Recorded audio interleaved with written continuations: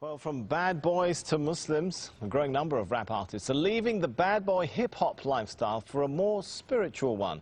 The Canadian Dawah Association says an increasing number of rappers this year embraced Islam or acknowledged they previously embraced Islam.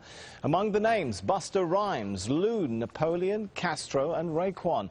Well, Amir Junied Muhaddith, better known by his stage name LOON, is one artist hoping to change the lyrics and message of rap following his own religious conversion.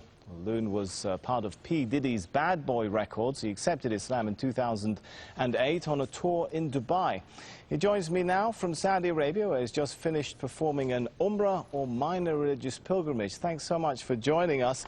You kind of look a little bit different to me today than how we've been seeing you in those pop videos. Is LOON still in there somewhere? Nah, LOON is working his way out of my system, you know. Just happy to be, you know, accepting Islam and finding the peace of mind that I was always searching for in the music business. And it was very difficult to find this place in my life now, but thanks to Islam, I've been able to, you know, complete my search, and now I'm very much at peace. So I take it you're no longer a bad boy? No, bad boy days are over. Now I'm what you call a good boy. All right, I want to forgive me for taking our viewers back to a little bit of the bad boy LOON days. I want to just play a piece of your music here, just to refresh everyone's memory of how LOON used to look like.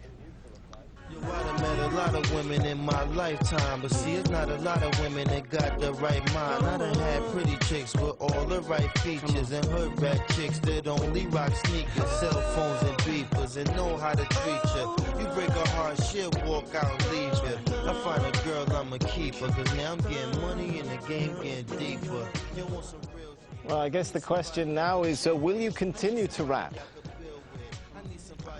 Well, right now I'm very much focusing on, you know, studying Islam and becoming more knowledgeable of the deen, because, you know, being in a position of influence, you know, I have to be able to, you know, protect myself in ways, you know, the media sometimes, you know, try to use these transitions that artists make and try to make it, you know, saying an opportunity to make a mockery of Islam or whatever faith a person might choose. So I'm, you know, very much an advocate of trying to study the deen and become more knowledgeable of Islam. And, right. You know, Allah knows best. Maybe maybe I won't. Yeah, in addition to studying your new religion, I understand you're also working with another group of rap artists to try and change the message of rap itself. Is that possible? I mean, rap hails from the hardened neighborhoods of the West. The lyrics sometimes attack, threaten, insult others.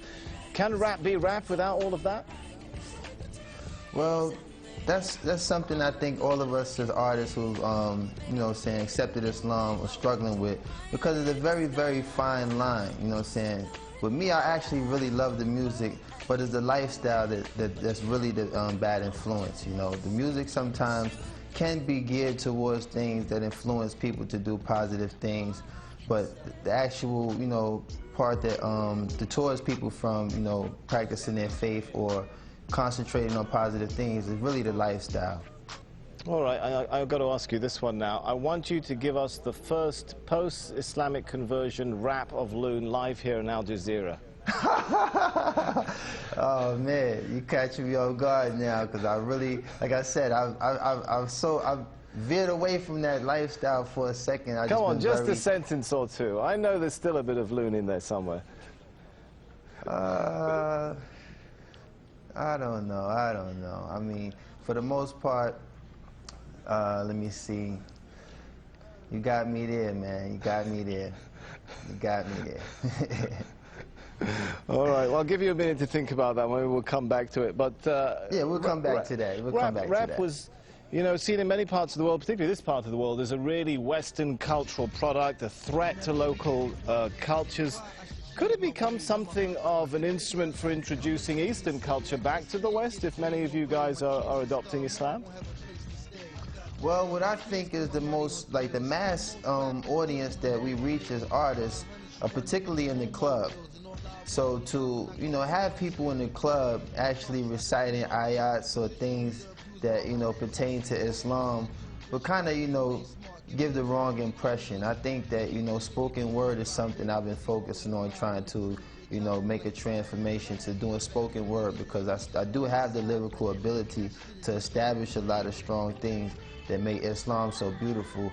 But it's very hard to walk that fine line when you have music in the background that kind of, you know, either plays its role as a dance rhythm or something that might, you know, mislead a person from the message that we're trying to give.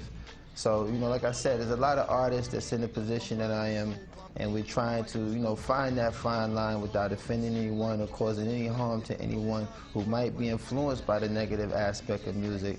And we're just trying to really focus on, you know, walking that fine line and being able to be a benefit to those who like music versus being a contributor to the negative side. All right, we're running short on time, but we have still got about a minute left, so I'm going to come back to my question. Any ideas come to mind now for that live rap for us before we go? Oh, man. Man, you put me on the spot. Well, like I said, I haven't really prepared myself for that aspect. I was really thinking of, you know, trying to be more of influence of telling people that, you know, it's such a beautiful conversion to accept Islam. And I haven't really entertained incorporating music into this transition yet. Like I said, I've been just trying to focus on being very knowledgeable of the deen, and, you know, focus on, you know, all the beautiful things that's taken place in my life these past 7 months. I've accepted Islam, and a lot of sacrifices that I've made to move away from that lifestyle. Allah has definitely blessed me with a beautiful replacement, and I'm just so, like, grateful to have that working in my life right now. All right, I just really haven't been geared to it. We're out of time. Thanks so much for talking to us. LOON, who was internationally known on the microphone and thought all he needed was a wife at home, now discovers he needs to enter the religion zone. How's that for a bit of a rap there? Obviously, I should stick to a Korean tone. Man, you better than me. You better than me, man.